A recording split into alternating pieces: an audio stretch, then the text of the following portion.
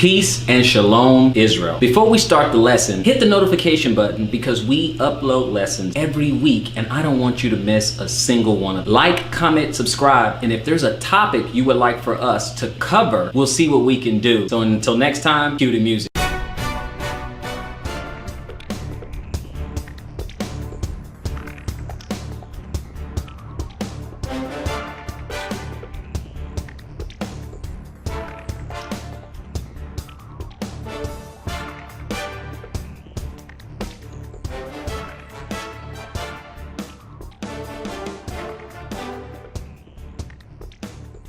All praises to the Most High God of Abraham, Isaac, and Jacob. And peace to everyone joining us on this program. This is a Fountain of Israel's Bible Studies program. And as always, it's an honor for me to stand before you on the Lord's holy Sabbath day.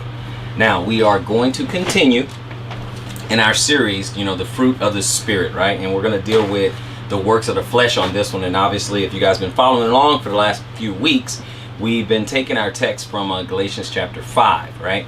So we want to deal with both of them so that it's all fair and balanced. And sometime we'll deal with one, maybe fruit of the Spirit, or maybe two, or as far as the works of the flesh, I may deal with one, two, or three at a time. So in this case, in this particular lesson, I'll be dealing with three of them, and it'll be the works of the flesh.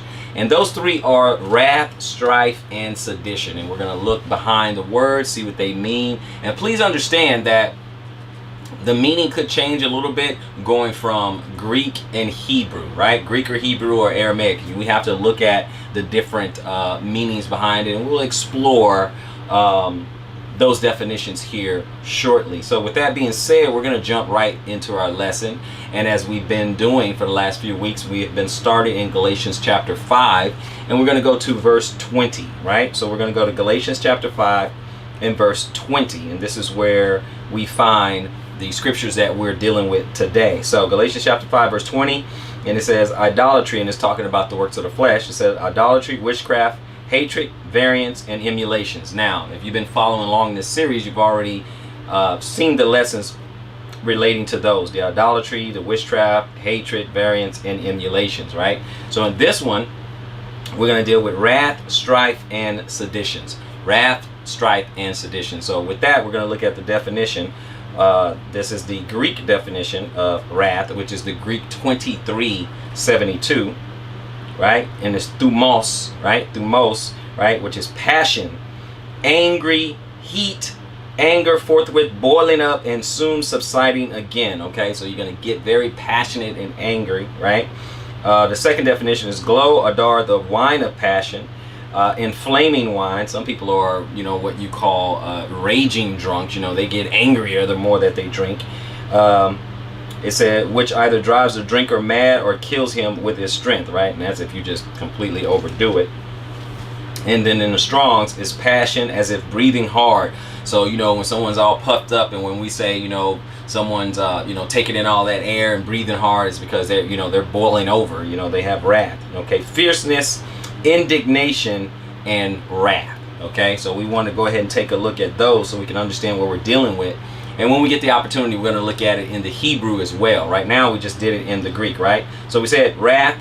Now we're going to go with strife. Okay, and that is the Greek 2052. Greek 2052. And this one is not as clear, but I'll help you along the way. Okay.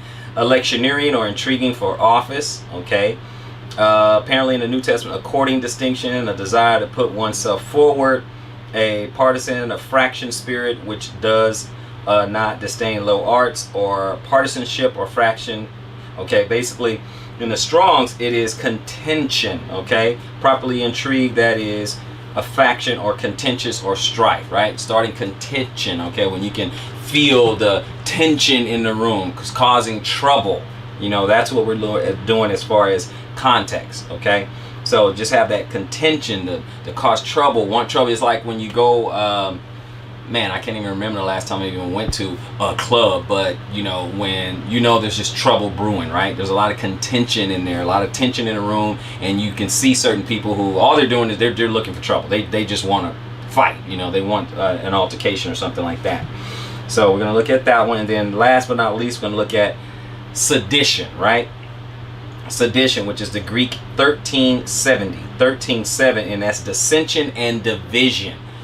Anybody who wants to cause dissension and division, you know, a talebearer, a troublemaker, just want to start discord, okay? And people who want strife and discord and division and contention, you need to be away from those type people, right? We need to not be around those particular type of people.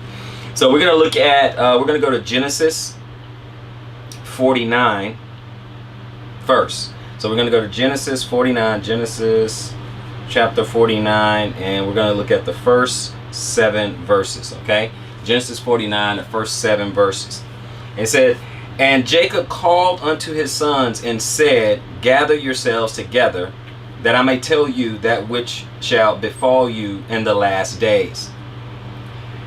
Gather yourselves together and hear, ye sons of Jacob, and hearken unto Israel your father." So he's telling everybody, listen to me, okay? I'm going to tell you what's going to happen. "Reuben, thou art my firstborn, my might, and the beginning of my strength, the excellency of dignity, and the excellency of power. Unstable as water, thou shalt not excel, because thou wentest up to thy father's bed. Then defile thou it. He went up to my couch." Okay, so basically in this case, you know, Reuben slept with one of his you know, stepmothers, okay, which they don't really do stepmothers, but he slept with one, and so he defiled and said, you know, you're my firstborn and you have the rights of the firstborn and all that. However, you're unstable and you did mischief and you went to my father's bed. So Israel not happy about that, right? Then he goes, "Simeon and Levi are brethren. Instruments of cruelty are in their habitations." Okay, so they do evil, wicked things, right? In their habitation. He said, "O my soul, come not thou into their secret." Okay, now let's look at secret so we can understand. Okay, let's go back to that.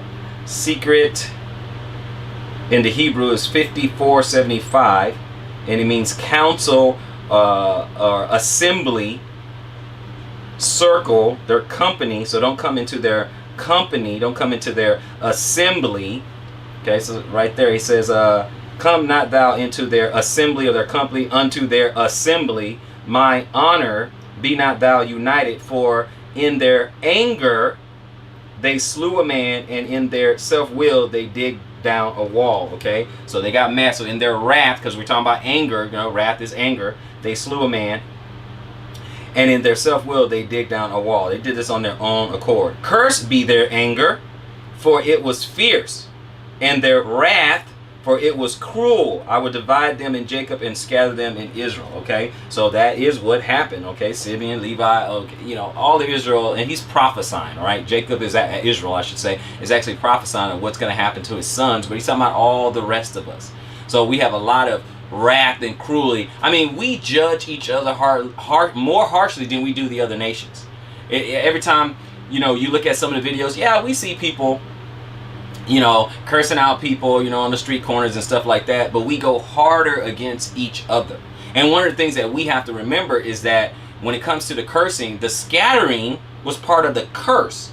Us being scattered throughout the world, but we're also scattered individually. Like it's hard for Israel to come together. It's hard for Israel to dwell together one to another. It's hard for Israel to be a sovereign nation. You can go to major cities. You can go to LA, New York, and you'll have places like Chinatown. These people, they get together. They are more unified than we are. Okay? There's little Indian communities out there, or East Indian communities out there.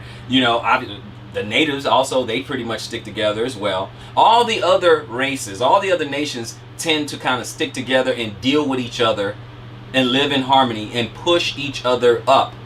Whereas when it comes to Israel, no. We got too much wrath. We got too much of an evil eye towards one another. That's what we're good for.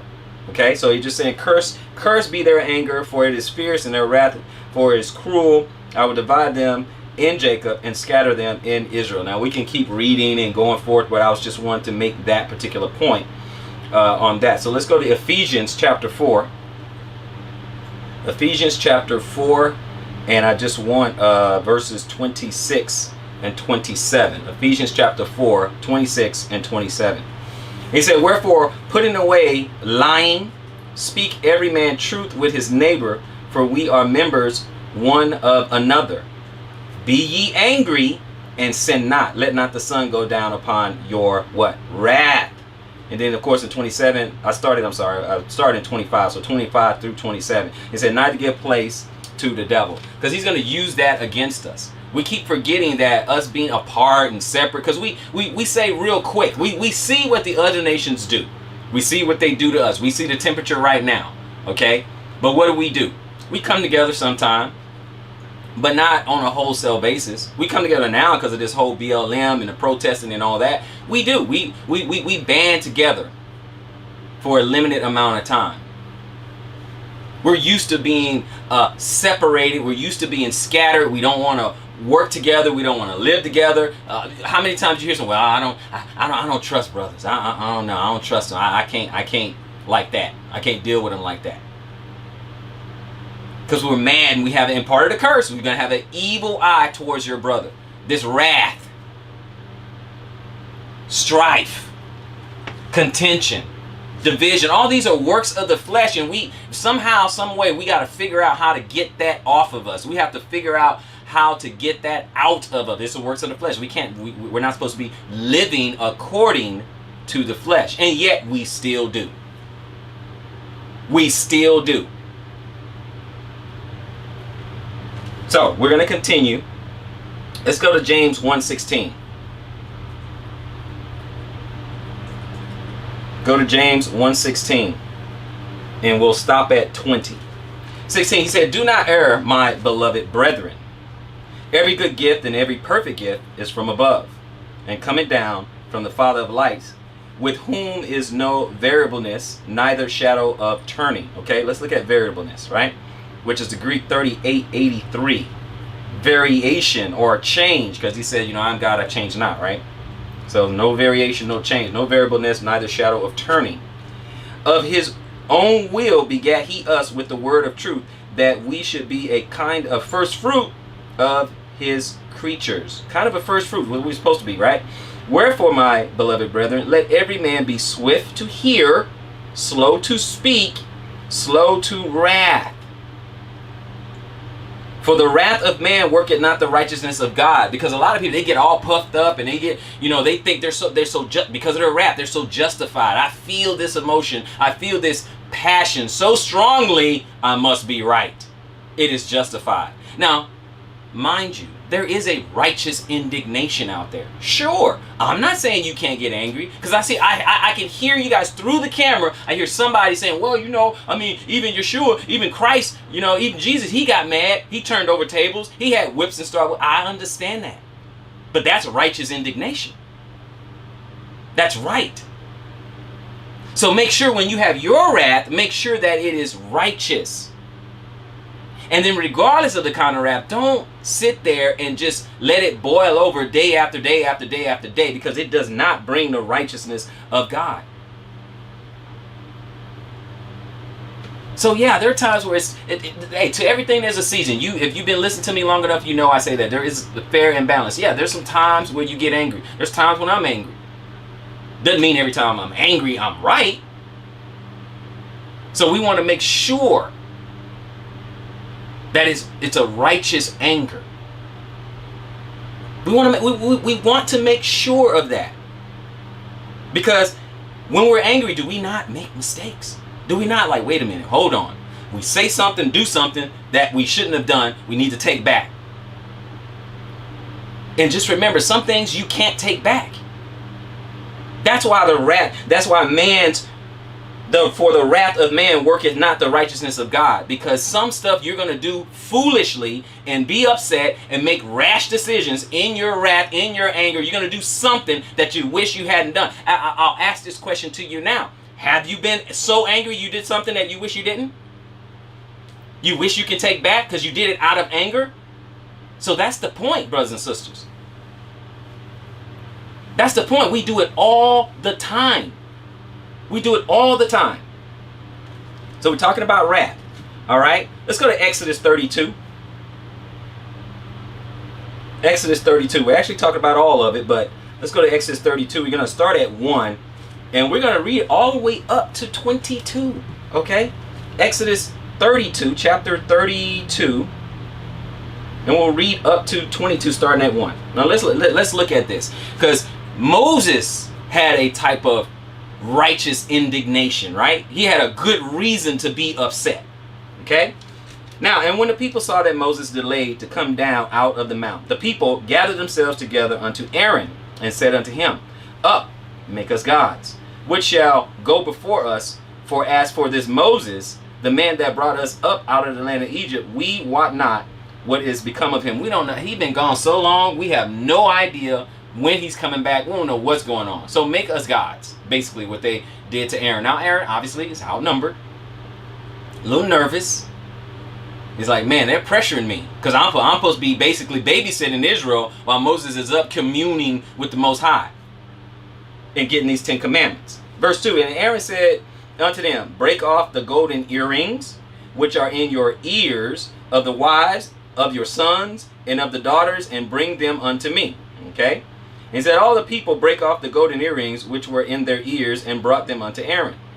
And he received them at their hand, and fashioned it with a graven tool, after he had made it a molten calf. And they said, These be the gods, O Israel, which brought thee up out of the land of Egypt. Now you also see why it said, God is not a God made by hand. Okay, we did not make him. He made us. In verse 5, he said, And when Aaron saw it, he built the altar before it, and Aaron made proclamation and said, Tomorrow is a feast to the Lord. Now he's talking about the golden calf. And they rose up early on the morrow and offered burnt offerings and brought peace offerings, and the people sat down to eat and to drink and rose up to play. So they had a good time, right? Now this, of course, is wrong, but they had a good time. And the Lord said unto Moses, Go, get thee down, for thy people which thou broughtest out of the land of Egypt have corrupted themselves. Okay, so they're gone doing some wickedness. They're messing up big time. Verse 8, they have turned aside quickly out of the way which I commanded them. They have made them a molten calf, and have worshipped it, and have sacrificed thereunto, and said, These be the gods, O Israel, which have brought thee up out of the land of Egypt. So again, here's a little quick side note. The Most High hears everything, doesn't he? So he hears everything. He got it. And the Lord said unto Moses, I have seen this people, and behold, it is a stiff-necked people, meaning they're stubborn. Now, therefore, let me alone, get out of the way, that my wrath may wax hot against them, and that I may consume them, and I will make of thee a great nation. So he said, man, Moses, get out of the way, back up. You don't want to be in a line of fire. I'm going to go ahead and kill all of them, and I'll start another nation with you. Okay, this is his wrath right here. Okay, and Moses besought the Lord his God and said, Lord, why does thy wrath wax hot against thy people, which thou hast brought forth out of the land of Egypt with great power and with a mighty hand? Now he is interceding on the behalf of us. He's stepping in. How many of you would do that?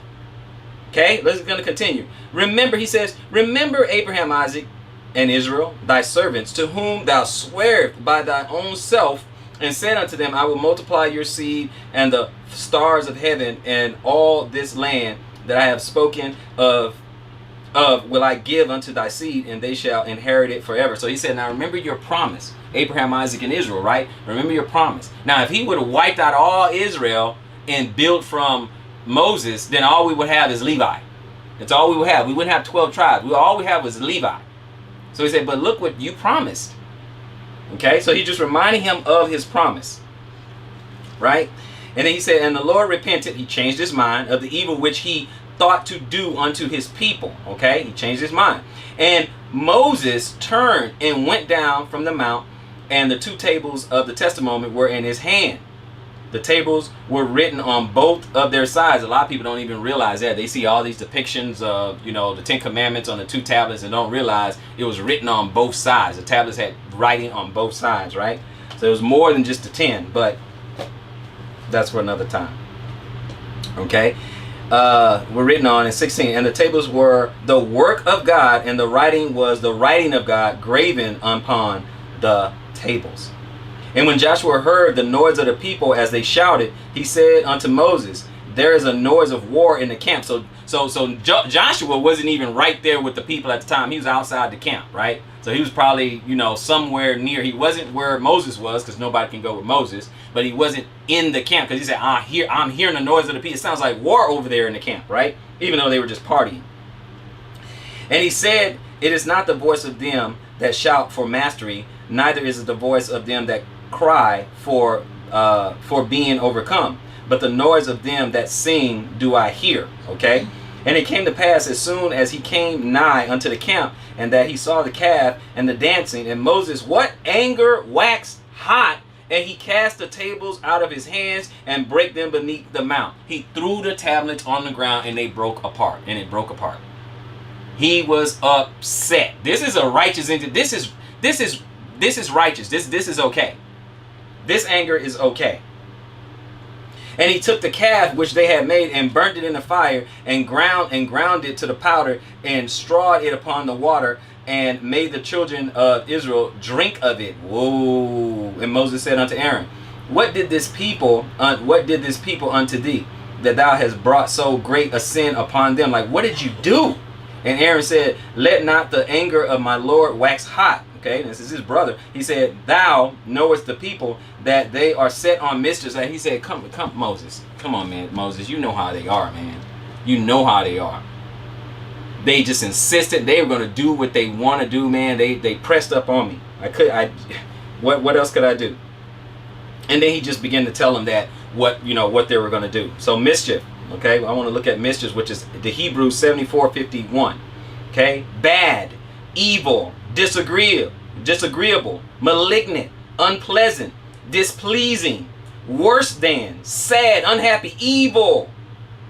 Okay, a person of their thoughts and deeds and actions, evil, distress, misery, injury, calamity. This is what they're doing. Their heart is set on that type of thing, and that's in the Thayers, right? And then the Strongs is evil.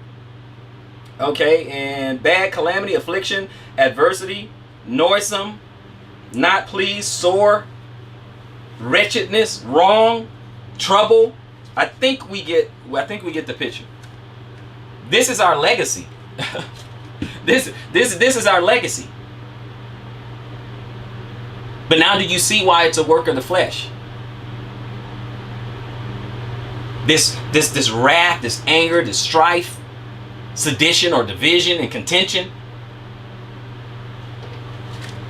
This is what we have as part of our legacy, and now it's up to us individually to get past these works of the flesh.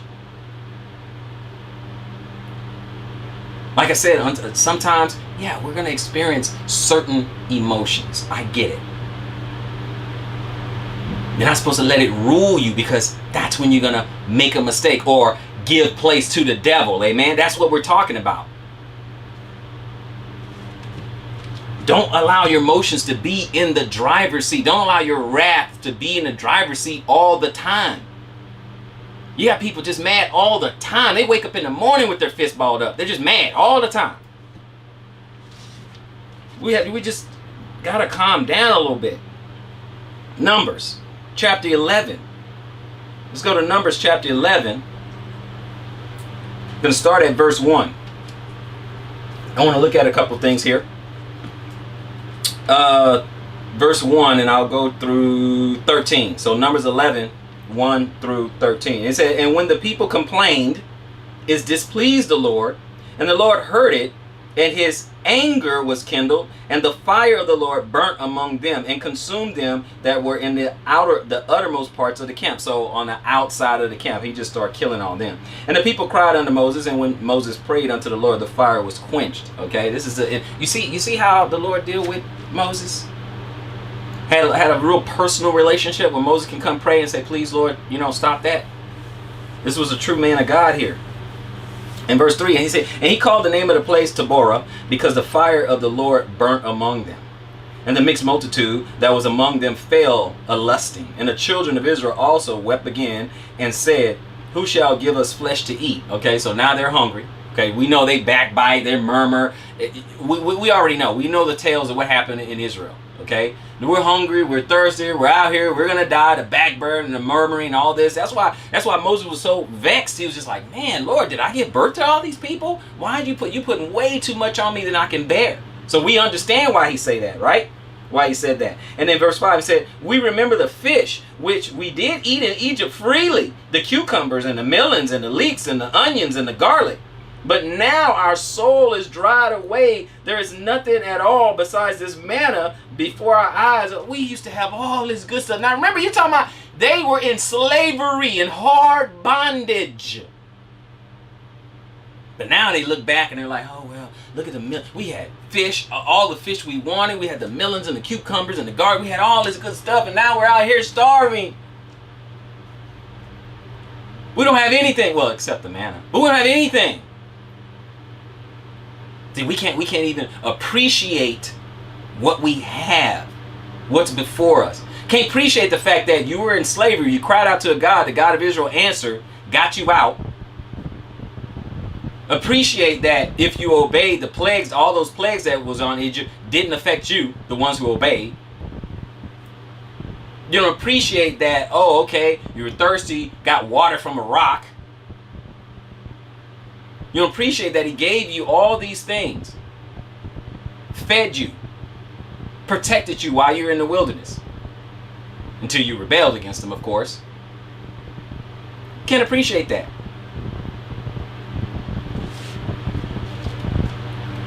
Verse 6, he said, but now, oh, well, verse 7. He said, and the manna was as a coriander seed, and the color thereof of the color of bdellium. And the people went about and gathered it, and ground it in the mills, and beat it in a mortar, and baked it in pans, and made cakes of it. And the taste of it was the taste of fresh oil. And when the dew fell upon the camp in the night, the manna fell upon it. Then Moses heard the people weep throughout their families, every man in the door of his tent, and the anger of the Lord was kindled greatly. Moses also was displeased because of all the whining and the moaning and the crying. Verse 11, and Moses said unto the Lord, wherefore hast thou afflicted thy servant, and wherefore have I not found favor in thy sight, that thou layest the burden of all this people upon me? He asked a question. Have I conceived all these people? Have I begotten them? That thou shouldest say unto me, carry them in thy bosom, as a nursing father beareth the suckling child, unto the land which thou swearest unto their fathers. When should I have flesh to give unto all this people? For they weep unto me, saying, give us flesh that we may eat. So they just backbiting, complaining, and stuff like that. Now, he's been taking care of them. We're all the way in Numbers, okay? They came out of Egypt in Exodus. So he's been dealing with them. They're in the wilderness. He's been dealing with them for years now. And at every turn, the Most High would help them figure out a way to get them water, to get them food. Remember all the quails and all that? You know, I'm going to give you, you're going to eat so much until your eyes pop out. Because the point here, if you can reflect back on the when the Messiah was tempted, he said, you know, man shall not live by bread alone. So he's asking you, would you trust me?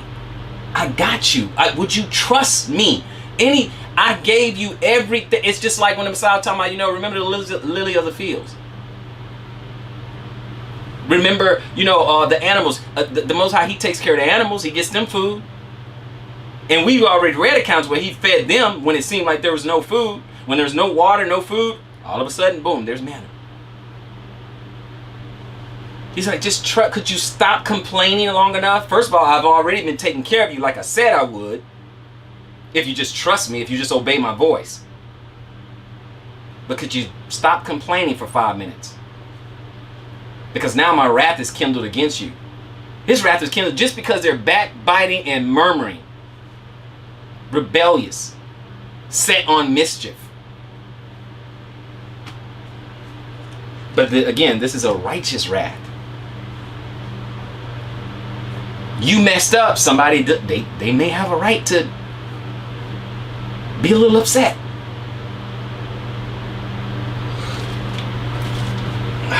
Amos 9.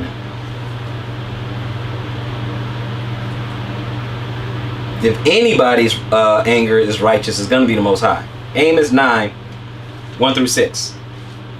And I saw the Lord standing upon the altar, and he said, smite the lintel of the door, that the posts may shake, and cut them in the head, all of them. And I will slay the last of them, which the sword, he that fleeth of them shall not flee away, and he that escapeth of them shall not be delivered. Okay, so the Lord's going to punish him, right? So that's just how it is. Though they dig into hell, and that hell, is the ground, thence shall my hand take them. Though they climb up to the heaven, thence will I bring them down. I said, no matter where you go, you can go under the ground, I'm going to find you and I'm going to get you. You can try to get all the way up to heaven and I'm going to snatch you down.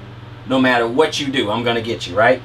He said, and though they hide themselves in the top of Carmel, I will search and take them out thence. And though they be hid from my sight in the bottom of the sea, thence will I command the serpent, and he shall bite them. So when the Lord has it in for you, there's nowhere you can run. You know the old song, nowhere to run to, nowhere to hide. Right? That's basically what's going on right here. And though they go into captivity before their enemies, thence will I command the sword, and it shall slay them, and I will set my eyes upon them for evil and not for good. Because he's already mad. This is his righteous wrath. And the Lord God of hosts, he that touches the land, and it shall melt, and all that dwell therein shall mourn, and it shall rise up wholly like a flood, and shall be drowned as by the flood of Egypt. In verse 6, and it is he that buildeth his stories in the heavens, and has founded his troop in the earth, and he that calleth for the waters of the sea, and poured them out upon the face of the earth. The Lord is his name. So I'm just giving you a picture of the Lord's wrath. That's all I'm doing. When he's upset, these are the type of things that he is capable of, he has done, and he will do again for those who rebel against him.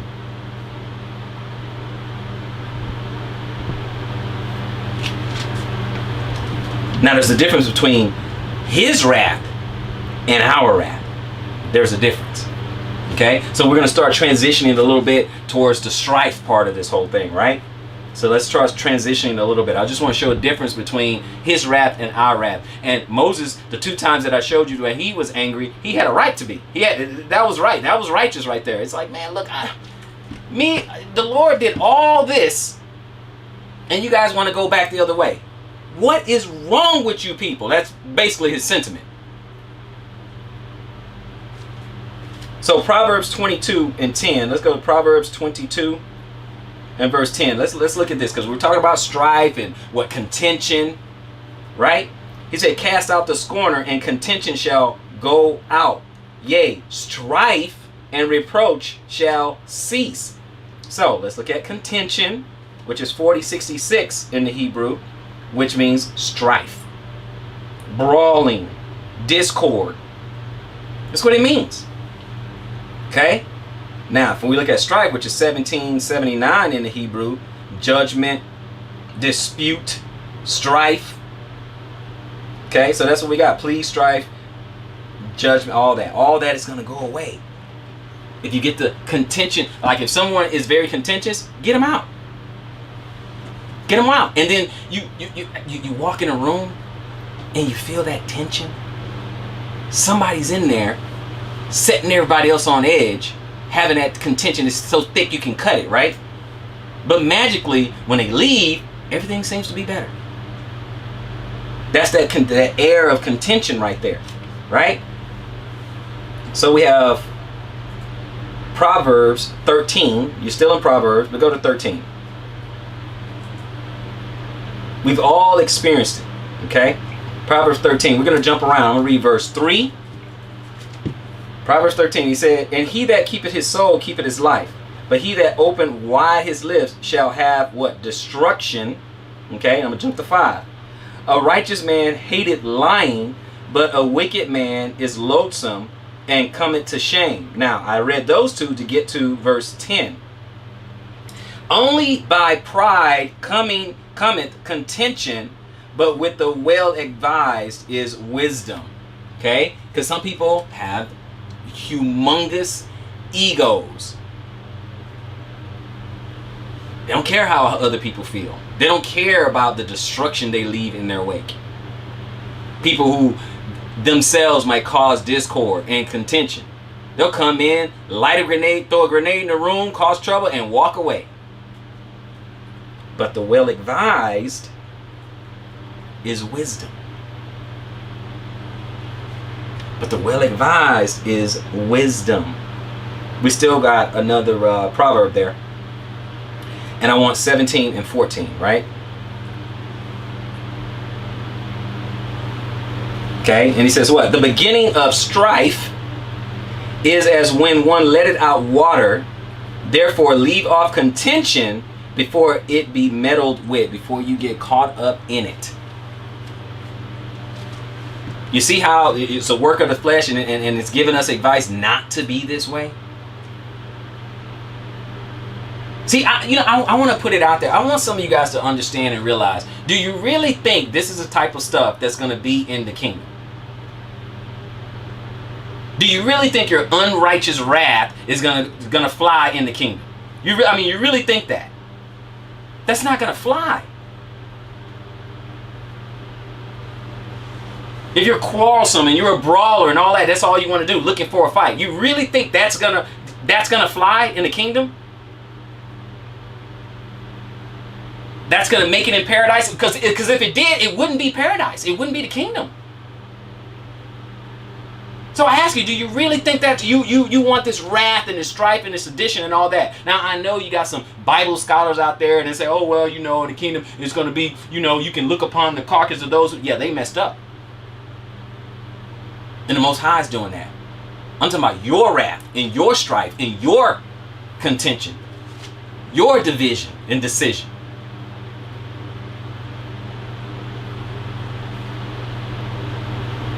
Because when that stuff rises up, and the king is going to be eliminated and exterminated.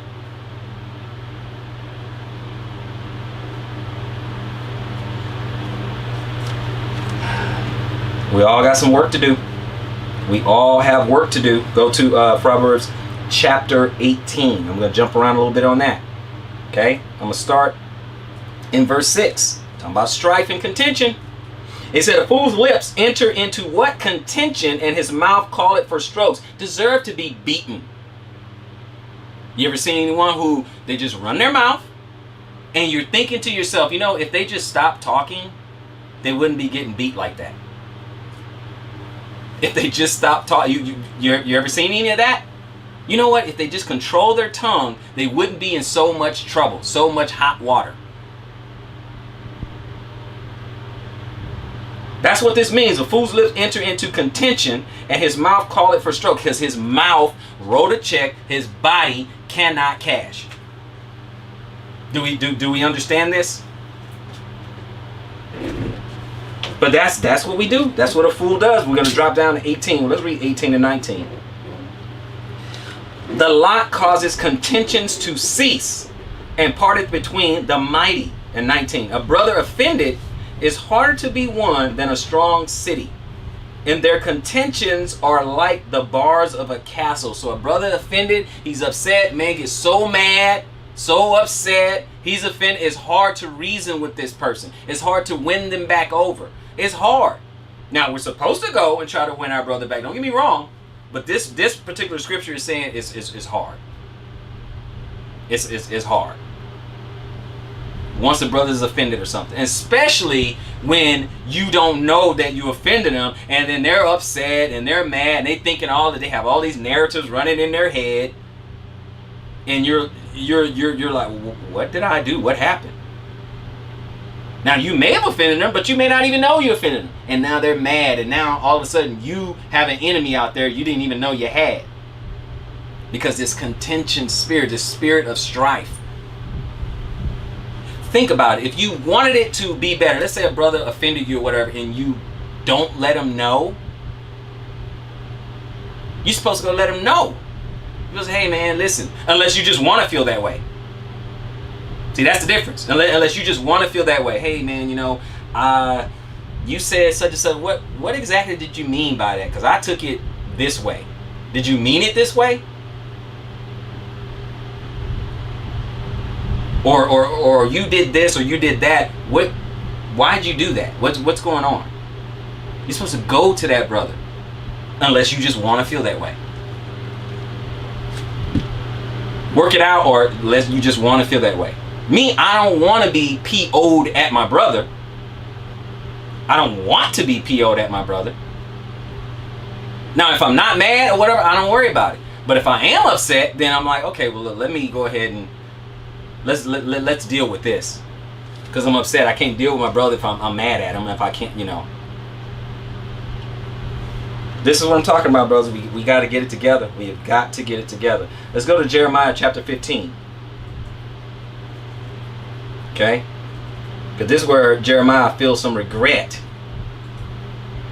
Chapter 15. Jeremiah chapter 15. We're going to do 1 through 10. Okay, Jeremiah 15, 1 through 10. And let's see what the Bible has to say. Then said the Lord unto me, though Moses and Samuel stood before me, yet my mind could not be toward this people. Cast them out of my sight and let them go forth. Now the Most High is upset. Okay. And it came to pass, if they say unto thee, whither shall we go forth? Then thou shalt tell them, thus said the Lord, such as are for death to death, and such as are for the sword to the sword, and such as are for the famine to the famine, and such as are for the captivity to the captivity. Like, this is what's going to happen to you. Okay, period. This is just how it's going to happen. And I will appoint over them 4 kinds, says the Lord. Now let's look at those kinds real quick. Kinds of 4940. Okay. Mishpachah, family. 4 kinds of family. 4 kinds of clans. A guild. Okay. I'm going to point to you 4 families, tribes, clans, assemblies, said the Lord. The sword to slay. Okay. So these are the 4 kinds, right? 1, the sword to slay. The dogs to tear. 2, the fowls of heaven. 3, and the beasts of the earth. 4, to devour and destroy. I'm going to send these things to you, right? That's what's going to happen to you. And he said, and I will cause them to be removed into all the kingdoms of the earth because of Manasseh and the son of Hezekiah, king of Judah, for that which he did in Jerusalem. So they messed up. For who shall have pity on thee, O Jerusalem? Talking about us. Or who shall bemoan thee? Or who shall go aside to ask how thou doest? To check up on you, right? Thou hast forsaken me, said the Lord. Thou art going backwards. Therefore will I stretch out my hands against thee and destroy thee. I am weary with repenting. I'm tired of changing my mind. I'm tired of you going back and forth, back and forth, back and forth. Right? I'm tired of that. And I will fan them with a fan in the gates of the land. I will bereave them of children. I will destroy my people, since they return not from their ways, their wicked, evil way. You don't want to listen to me? Fine. Okay? Their widows are increased to me above the sand of the sea. Their widows, meaning I'm going to kill the men, right? And I have brought unto them against the mother of the young men of spoiler at noonday. I have caused him to fall upon it suddenly, and terrors upon the city. Okay, that's certainly been happened back then. It's happening right now. She that has borne 7 languished. She has given up the ghost. Her son is gone down while it was yet day. She has seen ashamed and confounded, and the residue of them will I deliver to the sword before the enemy, said the Lord. And then this is what Jeremiah had to say. Woe is me, my mother that has borne me, a man of strife and a man of contention to the whole earth. I am sorry I was even born. I have neither lent on usury, interest, nor men have lent me on usury or interest, yet every one of them does curse me. Israel, that's how Israel was treating Jeremiah at the time. And he said, I'm not a man of contention and strife. At least that's not what he wants to be. And then he said, I have not done these things, because, you know, we're not supposed to lend to our brother with charging interest. You can do that to the other nations, but that's not the point here. The point is that contention and that strife. All the things Israel's been doing. And then Jeremiah's like, man. Now, when you find out, for many of us, we find out our identity, we find out our heritage, we find out our history, we find out the truth of the Bible, you know, it's speaking to us and all that. Okay. And then what have I said in videos of old? What I've said? I said it's like bitter and sweet. It's sweet when you first find out, and then it's bitter when it gets down to your tummy, when it gets down to you understanding. You're like, oh, wait, hey, we're Israel. We're the true Israelites. And then you're like, whoa, we're the true Israelites. Because you realize all the things that our ancestors, our forefathers have done. Oh, but don't get too big-headed, because we're doing it today.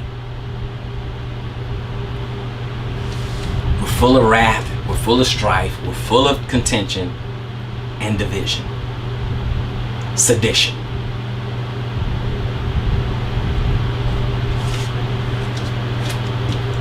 Let's go to Acts 15. Acts 15.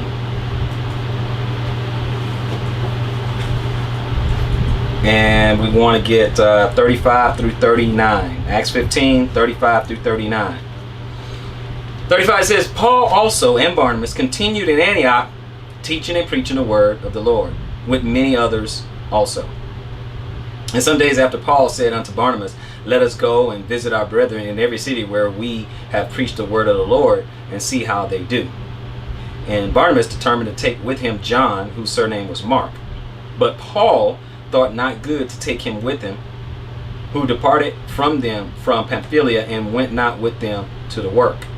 And the contentions were so sharp between them, that they departed asunder one from another. And so Barnabas took Mark and sailed unto Cyprus. Okay, so it says the contentions, like they couldn't even dwell there. Even some of the disciples couldn't even dwell together. In this case, Paul and Barnabas.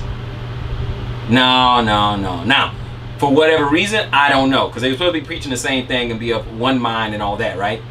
But something that contention. And this is our problem. This is our problem. We can't get along. We look at somebody and they're not doing something the way you think they should be doing it, and you don't like them. You mad, you upset. This is where it comes from. You worrying about what somebody else doing in their own household, or you worrying about how someone observe a holy day, or you worry all these other things. You find a reason to be upset, to hate your brother. Maybe you heard a rumor or something and you upset, you mad, contention. Why can we not find common ground? We can't do that. We can't find anything that we agree on. I don't like the way this brother teach. I don't like the brother because he ain't wearing zit seats enough.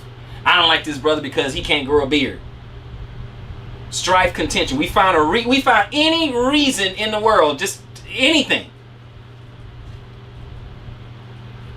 Anything. Strife and contention. Let's go over here to Luke 23. And we're going to read, wait a minute, that's Luke chapter 23. And we're going to read 1 through 28. Luke 23, 1 to 28. Now let's take a look real quick. And the whole multitude of them arose and led him unto Pilate. And they began to accuse him, saying, we found this fellow perverting the nation, and forbidding to give tribute to Caesar, saying that he himself is Christ, a king. And Pilate asked him, saying, art thou the king of the Jews? And he answered him and said, thou saidst. Like, well, you said it. Then said Pilate to the chief priests and to the people, I find no fault in this man. And they were the more fierce, saying, so they got even more upset, he stirred up the people, teaching throughout all Jewry, beginning from Galilee to this place, all the way, right? And when Pilate heard of Galilee, he asked whether the man were a Galilean. And as soon as he knew that he belonged unto Herod's jurisdiction, he sent him to Herod, who himself also was at Jerusalem at the time. And when Herod saw Jesus, he was exceeding glad, for he was desirous to see him of a long season, because he had heard many things of him, and he hoped to have seen some miracle done by him. Then he questioned with him in many words, but he answered him nothing. He didn't say anything. So Herod was asking him all kinds of questions. Are you this person? Can you do this? All the other stuff, right? But Christ didn't say anything. And the chief priests and scribes stood and vehemently accused him. They just would just bunch of railing accusations, just launching diatribes after Christ's character, right? And vehemently accused him. And Herod with his men of war set him at naught, and mocked him, and arrayed him with a gorgeous robe, and set him again to Pilate. They're like, man, okay, we're done having fun. We've had our fun. Let's just go ahead and send him back to Pilate. We're done with him. Okay. And the same day, Pilate and Herod were made friends together, for before they were at enmity between themselves, right? So they were enemies, right? But they said, okay, cool, we cool. So they're mocking him. And Pilate, when he had called together the chief priests and the rulers and the people, they said unto them, you have brought this man unto me as one that perverted the people, and behold, I have examined him before you, and have found no fault in this man touching those things whereof you accuse him. So the things that you said, I don't see it, I don't get it. 15. No, nor yet Herod, for I sent you to him, and lo, nothing worthy of death is done unto him. This is a lamb, spot without blemish, right? He didn't make any mistakes. I will therefore chastise him and release him. So I'll beat him and I'll release him. Let's look at chastise. We know what that is. It's a Greek 38:11. Okay, it's like when you're dealing with a child, to train the child, to instruct them, right? But he wasn't talking about that. To chastise or castigate with words, to correct. Okay, he wasn't really talking about that. And then to chastise by affliction of evils and calamities, to chastise with blows, to scourge. We know that's what he got. He got scourged, beaten, right? Beaten with a whip. Okay. For of necessity he must release one unto them at the feast, right? So at the feast they usually release one prisoner, right? Let's look and see who they release. And they cried out all at once, saying, away with this man, and release unto us Barabbas. Right? What did Barabbas do? Who for a certain sedition made in the city, and for murder was cast in prison. Because he was a troublemaker, causing contention, and he also was a murderer. And they said, nah, we don't like this Jesus. He talked too much. He's causing divisions among us. Go ahead and get him up out of here. Pilate, therefore, willing to release Jesus, spake unto them again. But they cried, saying, crucify him, crucify him. And he said unto them the third time, why? What evil has he done? I found no cause of death in him. I will therefore chastise him and let him go. And they were instant with loud voices, requiring that he might be crucified, and the voices of them and of the chief priests prevailed. And Pilate gave sentence that it should be as they required. Okay? So they wanted a guy who was for murder and sedition and division and all that other stuff, and Christ, who was totally innocent. And that's why I said he came into his own and they received him not, or that his own people killed him. Because what? Pilate tried to let him go a couple of times. Like, dude, the man, I don't find any guilt. What did he do that's so evil? What did he do? I tell you what. I'll beat him and then I'll set him free. No. Crucify him. No. Give us Barabbas. Because they were full of, was their wrath righteous? Was that wrath righteous? They want this man to die and couldn't even give a good reason why he should be killed. Couldn't even give a good reason. Apparently, Pilate kept saying, look, man, okay, I hear what you're saying, but I don't see anything that's worthy of death. I don't get it. No, give us Barabbas, crucify him. Like, all right, now you see why his death is not on Rome? Tried to let him go a couple of times. Do we see that? But this is us. 25, and he released unto them him that was for sedition and murder, was cast into prison, whom they had desired, but he delivered Jesus to their will, because that's what they wanted. And as they led him away, they laid hold upon one Simon, the Cyrenian, coming out of the country, and on him that laid the cross, that he might bear it for Jesus. So he was packing this, this cross, this stake. Okay? And there followed him a great company of people and of women, which also bewailed and lamented him. Let's see what he said. But Jesus, turning unto them, said, daughters of Jerusalem, weep not for me, but weep for yourselves and for your children. Weep for yourselves and for your children. He said, you shouldn't worry about me. You really shouldn't. You shouldn't worry about me. And we talking about generational. I might add wheat for all of us, even up to this day.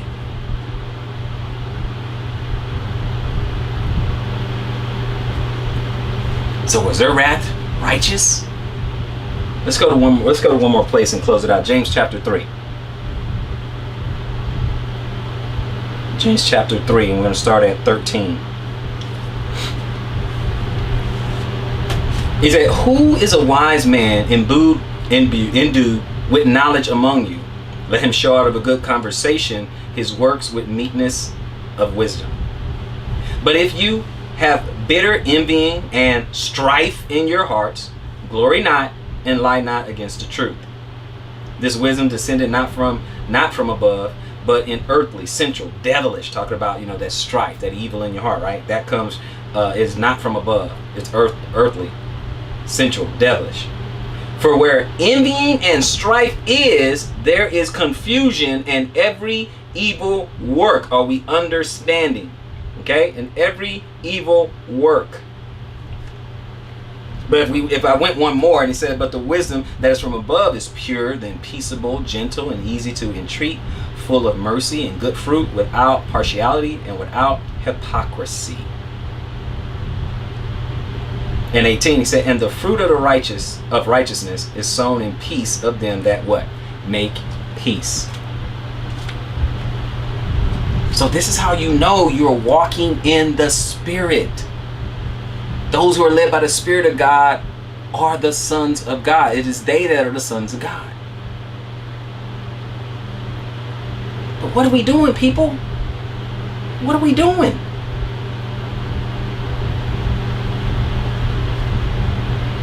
When will we learn? Let me give you these last two places. To end it. So we're going to do Amos 3:3.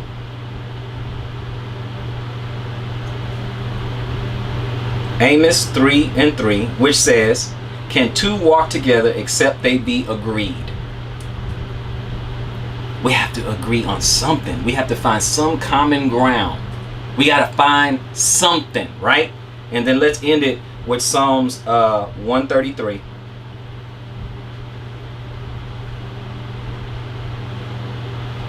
And verse 1. It said, "Behold, how good and pleasant it is for brethren to dwell together in unity." How good it is. Now I ask you, how can we do it with wrath, strife, and sedition, which is division? How can we do it? The only way we can do it is we cast off the works of the flesh. Work on ourselves. Because when you point that finger, there's three pointing back at you, right? Let's keep this in mind as we walk this thing out. Let's keep this in mind. This has been the works of the flesh, part of our series of the fruits of the Spirit. Wrath, strife, and sedition. I hope somebody has been edified by the lesson. So until next time, search the scriptures, improve all things.